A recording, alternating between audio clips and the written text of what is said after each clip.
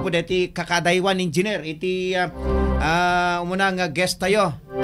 Ti baro nga hepe Jay Adams Ilocos Norte ni Police Captain Aimee Lagi agagayem ken kakabsat. Iso ti makainuman tayo nga umuna iti daytoy nga bigat. Wendo panggal daw. Kasangwanan man ti amin ma'am, teman pangablaw mo kadi so amin nga aga dingdingeg ken aga buybuya ti programa tayo Police Asintado. Naim pagabigat mo ma'am. Yes, good morning Apo Ronald at sa lahat ng mga nakikinig at nanonood ng RPN DZRL Police Asintado. Good morning po sa ating lahat. Yes po ma'am. Ma'am, pangalawang beses na po kayong makapanayam.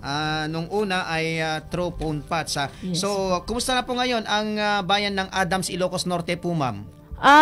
Sa bayan ng Adams po, it is relatively peaceful po and for the past 24 hours. But not only for the past 24 hours, but also during the whole month of January and the first week of February po. Yes, ma'am. Ma'am, kailan na po kayong umupo sa PNP Adams po, ma'am?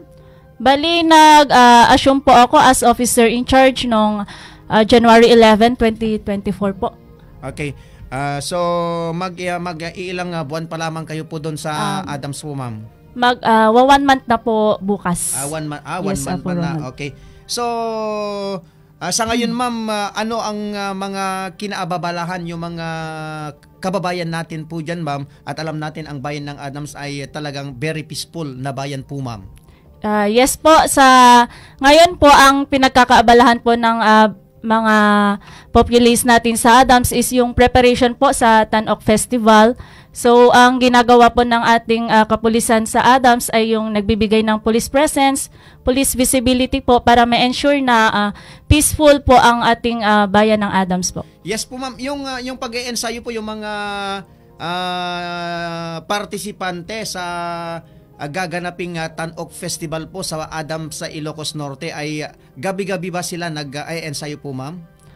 Meron rin naman po silang rest po, bali every Monday po wala po silang practice. Bali ang ginagawa po nila is every after class nila 5 PM to 8 PM po, yun po yung practice nila. Yes po ma'am. Kumusta na ang weather condition sa Adams, Ilocos Norte ma'am? Kasi nabalitaan po natin na madalas yung pag-ulan po sa Adams, Ilocos Norte. Yes po, anong January po is madalas yung pag-ulan pero by nung first week po ng February is very good condition na po yung weather natin. So, marami na yung mga turista na bumibisita sa Adams po, ma'am? Yes po, marami na po, lalong-lalo na sa ating winery, at dun sa Cardoms Winery at saka sa Inuwayan po. Ang karamihan po is yung mga school-based po na nag-visit po doon at yung mga may foreigners din po na pumupunta doon. Ma'am, ano yung mga pinapasyalan na lugar doon po sa Adams, Ilocos Norte, yung mga turista po natin at alam natin na hindi lang lokal tourist yung mga pumupunta o bumibisita sa Adams po, ma'am? Una-una po yung pinupuntahan po nila is yung Cardoms Winery. Meron din po dito yung Inuwayan Winery at saka yung sa Lovers Peak po. Tapos pinupuntahan rin po minsan yung falls po, ang Anuplig Falls at yung iba't ibang farm po doon. Ma'am, sa Adams. Di ba yung mga pananim na bugnay doon ay yes, binaha at saka nasira? So, kumusta na po ngayon? Kasi napag-alaman natin na kinukulang na yung mga ginagawang wine sa Adams po, ma'am? Yes po, by this year po, medyo nag-recover na po on the process of bumabalik na po yung ating production sa bugnay po. Okay. Ma'am, yung mga bumibisita na turista po sa Adams, nagre-restro ba sila o palabas patungo palabas lang sila, ma'am? Yes po, ano lang po sila. Bali meron po tayong protect box doon before sila pumasok. Bali nilalagbook po nila doon yung mga turista at kung pagpapasok at palabas po sila. May registration po sila? Yes po. May binabayadan? Wala naman po. Ay, po. wala. Maganda kung ganun kasi sa mga ibang bayan dito sa Ilocos Norte ay nagpapabayad sila pero may ordinansa sila sa Sangguniang na bayan. Ma'am, ito namang kampanya natin tungkol dito po sa illegal drugs po, ma'am. Kumusta na po sa Adams? Sa illegal drugs po, so far po ang bayan ng Adams is zero drugs po tayo. Drug cleared po ang bayan ng Adams.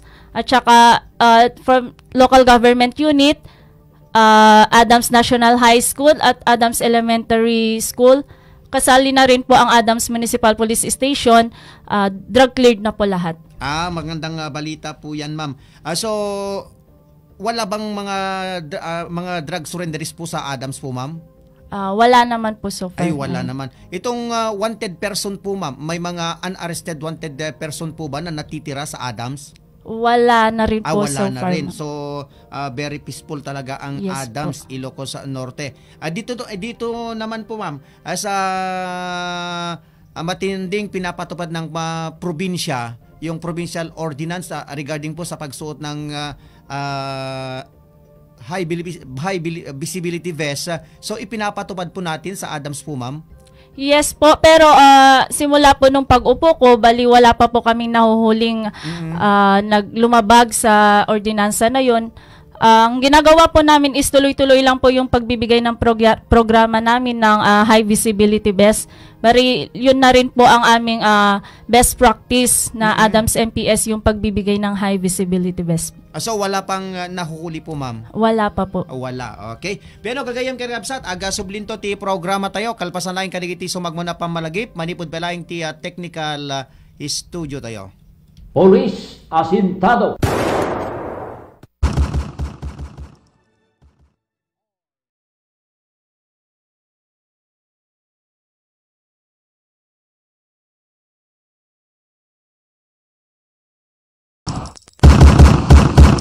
Dagiti kapulisan anawaya mapagtaklinan dagiti umili. Tapno nagtalined tilinak ornos kental na iti lugar tayo. Pulis asintado. Programa nga pakaiwaragawagan dagiti agdama paspasawak tunggal aldaw. Kampanya iti pannakapugibog kontra kriminalidad, illegal drugs ken dumapay. Babayan kadagiti mapagtalka na kamen ti pulisya iti bukod tayo lugar. Pulis asintado. Manggigan tunggal aldaw ti Sabado. Dito'y RPN Israel Radio Ronda Batak City. Mr. Ronald G. Domingo, host iti dito ya programa. Police asintado!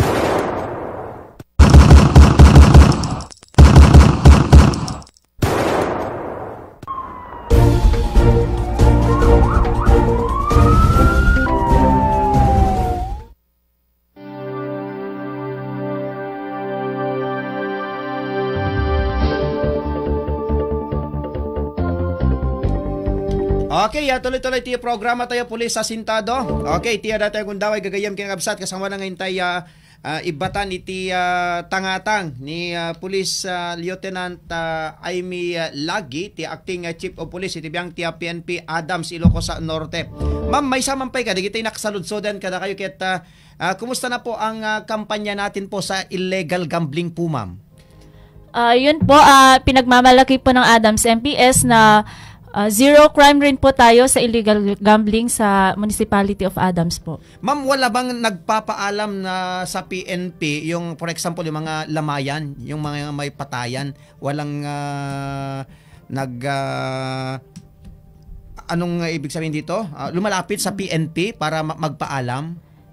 Sa 1 month po na pag-upo ko doon is wala pa pong nagpaalam sa Adams Station po.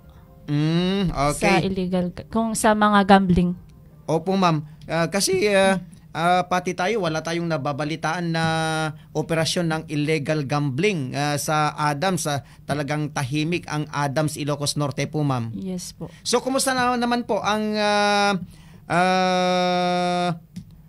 kwan ng LGU po, ma'am? Suporta sa PNP? Yes po. Very supportive po ang local government unit ng Adams sa pamumuno ni Honorable Rosalia Dupagen po. Very supportive po sila sa PNP po, lalong-lalo na sa Adams MPS po. Yes po, ma'am. Ma'am, balik po tayo sa mga turista na bumibisita sa bayan ng Adams, Ilocos Norte. So, anong araw yung karamihan na pumupunta po sa Adams po, ma'am? Karamihan po is weekends po talaga. Nag-start po siya ng 9 a.m. po ng Saturday. Tapos, minsan po marami rin pong nag-overnight doon hanggang Sunday po ng hapon. So, di ba may mga homestay doon sa Adams po, ma'am? Yes po. So, yung mga gustong mag-overnight, meron? Meron po. Meron rin pong homestay. Meron rin pong hotel doon, sir. Maganda kung ganun. Talagang pasadya po para po sa mga ibang probinsya. Yes, sir. Yes, ma'am. Ma'am, itong kampanya natin po sa illegal logging at alam natin ang Adams ay isa sa mga bulubunduking lugar dito sa ating probinsya po, ma'am. Yes po. Ganun rin po, parang sa illegal gambling, wala pa rin pong kaming nababalitaan or nahuhuli na illegal logging po sa bayan ng Adams. Hindi kagaya ng Dumalneg na merong nagaganap na illegal logging doon po sa Dumalneg, Ilocos Norte po, yes ma'am. Po, mga abandon po. So far po, sa pag-iikot namin, wala pa naman po kaming nakikita mga abandon or wala pa kaming nahuhuling mga illegal logging po. Yes, ma'am. Ma'am, itong pagsuot ng helmet po, ma'am, alam natin na ito ay national law. Doon po sa Adams, Ilocos Norte, yung mga nakasolo motorsiklo at may bakay ride, ito ba ay matinding pinapatupad ng PNP Adams po, ma'am? Yes po. Pero karamihan po, yung mga dumadaan po is nanggagaling sila from Pagudpud, nanggagaling sila sa baba. Minsan, pag umuwi sila ng Adams, meron rin po silang suot na helmet po. Ito, ma'am, yung illegal fishing at alam natin may mga river food doon sa Adams, Ilocos Norte. So far po, wala rin po tayong nahuhuli pa na illegal fishing sa Adams po. Okay po, ma'am. Ayan muna ang gusto ko pong tatanungin po sa inyo kung may gusto po kayong idagdag sa ating pinag-usapan po, ma'am. Ayan po. Thank you very much po, Ronald, sa pag-invite sa amin dito sa RPN DZRL Police Asintado. Thank you rin po sa lahat ng nakikinig at mga nanonood. Please support the plans and programs of the Philippine National Police and rest assured po na we will do our sworn duties and responsibilities para po sa ma-attain natin ang peaceful and orderly Ilocos Norte po. Okay. Alamin kagayam ken kabsa detaro den tinaga patinggaan iti panakinin naman tayo kini Police Lieutenant Aimee Lagi ti acting Chief of Police iti biang ti PNP Adams, Ilocos Norte. So once again, thank you very much, ma'am.